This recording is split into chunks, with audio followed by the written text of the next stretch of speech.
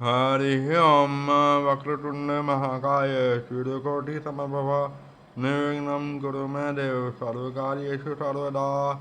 प्रिय दर्शकों नमस्कार, मैं पंडित विश्रांत शर्मा ज्योतिषाचार्य आज के वीडियो में आपका हार्दिक स्वागत करता हूँ। आज के वीडियो में हम नवम भाव की चर्चा को आगे बढ़ाते हुए भाग्योदय के बारे में चर्चा करेंगे कि भाग्योदय कब होगा आपके जीवन काल में, इसकी चर्चा करेंगे। नवम भाव के संदर्भ में अभी तक हमने उच्च शिक्षा के बारे में चर्चा की थी। उसके बाद में इसी चर्चा को आगे बढ़ाते हुए और उसके अलावा धार्मिक यात्रा की भी चर्चा की थी नवम भाव के संदर्भ में। इन दो विषयों पर चर्चा हम कर चुके हैं। उसी चर्चा को आगे बढ़ाते हुए आज हम भाग्योदय के बारे में चर्चा करेंगे, क्योंकि नवम भाव से भाग्य का भी विचार किया जाता है। व्यक्ति के जीवन काल में कब भाग्योदय होगा या उसकी कब तरक्की होगी, इसका पता कुंडली के नवम भाव से लगाया जा सकता है। नवम भाव और नवमेश से पता लगाया जा सकता है। नवम भाव कुंडली का नवम भाव कौन सा है? ये वाला भाव है। ये नवम भाव है। 1 2 3 4 5 6 7 8 9 ये नवम भाव है। इस नवम भाव में 1 से लेकर 12 तक कोई भी अंक लिखा हुआ हो सकता है। अब भाग्य कैसे तय करें और भाग्य के अनुसार भाग्य के अनुसार किस वर्ष उम्र के किस पड़ाव में या किस वर्ष में आपका भाग्योदय होगा, ये कैसे जाने, आइए जानते हैं। सबसे पहले तो यह देखना होता है कि नवम भाव में आपके 1 से 12 तक के कौन सा अंक लिखा हुआ है। 1 2 3 4 5 6 7 8 9 10 11 12 में से कौन सा अंक लिखा है, उसके अनुसार भाग्य का निर्धारण होता है। तो देखिए, यदि आपकी जन्म पत्रिका में नवम भाव में 1 या 8 नंबर की गिनती लिखी होती है, पहली राशि होती है मेष और 8वीं राशि होती है वृश्चिक। इन दोनों राशियों के स्वामी होते हैं मंगलदेव, और मंगलदेव भाग्योदय कब कराते हैं? 28वें वर्ष में। यदि आपके जन्म पत्रिका में 1 या 8 नंबर की गिनती लिखी हो तो भाग्येश मंगल बनेंगे, और मंगल जो है आपके जीवन काल में 28वें वर्ष में भाग्योदय कराते हैं। और एक और विशेष बात है, भाग्योदय का मतलब ये नहीं है कि उस वर्ष में ही आपका भाग्योदय होगा। सुख दुख आएंगे जाएंगे नहीं आपके जीवन काल में, और हमेशा सुख ही रहेगा या हमेशा दुख ही रहेगा, ऐसा कुछ नहीं है। उस भाग्योदय का मतलब ये है कि इस वर्ष में, जीवन के इस वर्ष में आप कुछ विशेष उपलब्धि हासिल करेंगे। आपका भाग्योदय उन्नति की ओर अग्रसर होगा।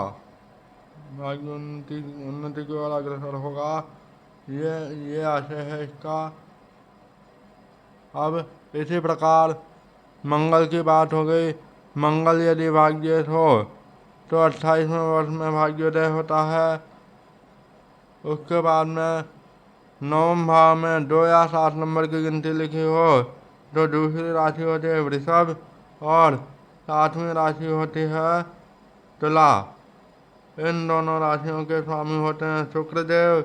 यदि शुक्रदेव नवमेश बनते हैं तो आपके जीवन काल में 25वें वर्ष में भाग्योदय होता है,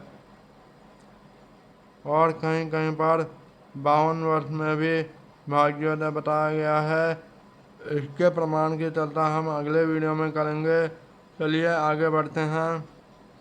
अगला आता है, यदि आपकी जन्म पत्रिका में नवम भाव में 3 या 6 नंबर की गिनती लिखी हो तो इसके तीसरी राशि होती है मिथुन, और छठी राशि होती है 6 नंबर की राशि होती है कन्या, और इन दोनों राशियों के स्वामी बुध होते हैं। इस प्रकार से आपके 9वें या भाग्येश हुए बुधदेव, और बुध जो है आपके जीवन काल में 22वें वर्ष में भाग्योदय कराते हैं। उसके बाद बारी आती है कर्क राशि की, यानी चंद्रमा की राशि की। यदि आपकी जन्म पत्रिका में 9वें भाव में या भाग्य भाव में 4 नंबर की गिनती लिखी हो तो आपके भाग्येश या 9 में चंद्रमा बनते हैं।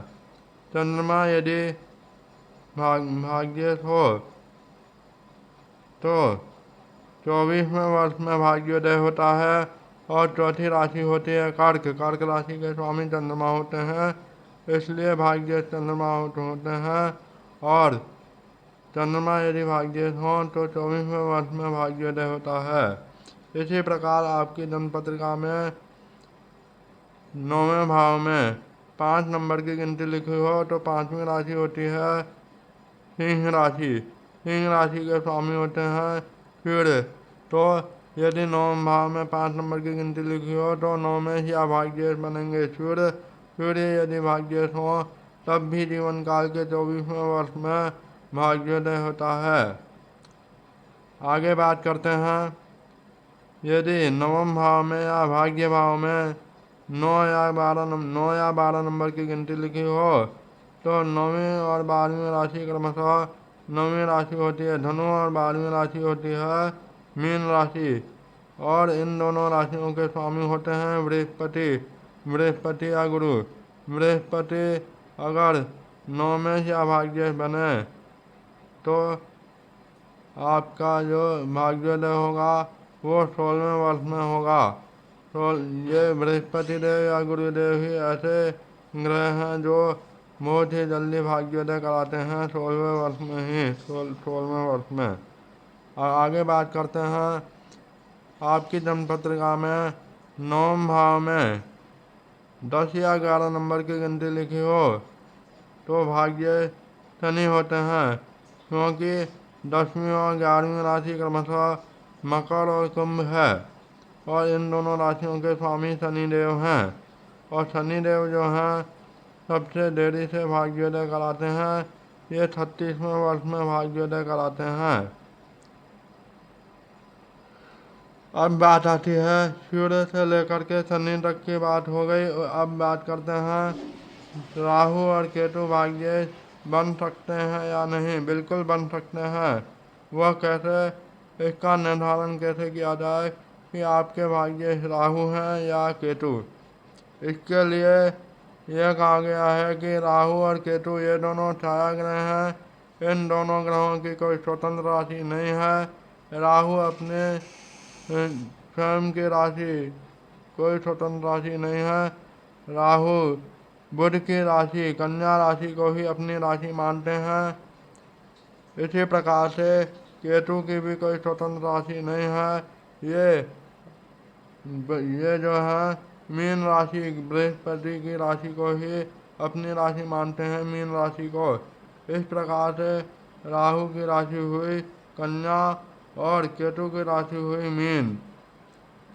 अब यह कैसे निर्धारण करें कि आपकी कुंडली में भाग्येश बुध हैं अथवा राहु, और यदि 9 या 12 नंबर की गिनती लिखी हो तो आपकी जन्म पत्रिका में 9वें भाव में 9 या 12 नंबर की गिनती लिखी हो तो आपके भाग्येश केतु हैं या बृहस्पति। इसका निर्धारण कैसे किया जाए, तो इसके लिए नियम यह है कि राहु जो है बुध देव की राशि कन्या राशि को अपनी राशि मानते हैं।